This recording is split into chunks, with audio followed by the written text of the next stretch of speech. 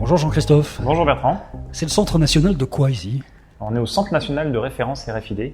C'est un centre qui a été créé il y a 8 ans, qui accompagne l'ensemble des sociétés à développer des usages et des technologies RFID. Et depuis quelques années, on s'est élargi à d'autres technologies et d'autres usages. La preuve même ici à ConnectWave, en fait, qui est un showroom. Tout à fait. Donc, c'est un concept qui a été créé il y a 1 an, qui explique un petit peu notre évolution. Avant, on accompagnait principalement les problématiques liées à la RFID.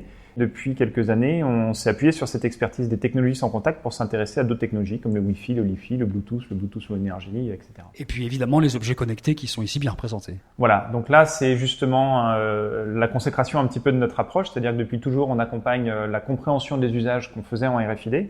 Et depuis l'évolution qu'on a eue avec les technologies, on continue à vulgariser un petit peu tous les potentiels d'utilisation de ces technologies sans contact. Et on a créé ce centre d'expérimentation et d'usage pour permettre de s'adresser à un public très large. Et cette fois-ci, plus par les technologies, mais par les usages avant tout. Et maintenant, on a un positionnement national en étant ancré ici dans ce petit village. Qu'est-ce qu'on présente ici, là, très concrètement ?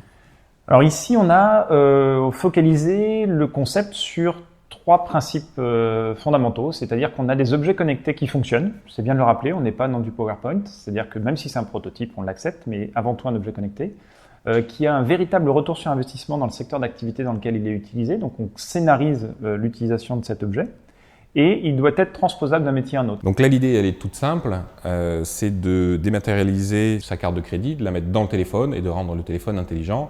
Le gros intérêt, c'est que ça marche également lorsque vous n'avez plus de batterie. Et on est capable d'analyser un processus industriel et d'imaginer ce que pourrait être un objet connecté, ou quel est l'objet qui est historique chez eux et comment il pourrait devenir un objet connecté demain pour transformer de nouveaux services. Ce qui est intéressant, c'est aussi de s'alimenter de ce que peuvent être les objets connectés grand public et d'imaginer ce qu'ils pourraient apporter dans le secteur du monde industriel. Donc vous avez beaucoup de grands groupes qui viennent ici ? Complètement.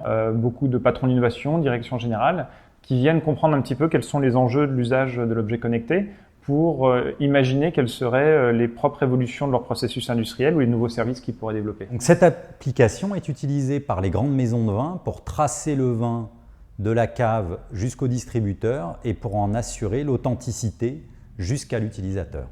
On voit que l'objet connecté grand public est déjà présent depuis un grand nombre d'années maintenant, aux 3, 4, 5 ans, qu'il est déjà dans les mœurs, dans la visibilité de ce qu'on peut voir aujourd'hui. L'industrie est qu'au début de cette révolution et on pense qu'il y a énormément de choses à faire dans le secteur industriel. Vous êtes ici à l'origine d'un événement qui s'appelle Connect Plus, c'est bientôt. Tout à fait.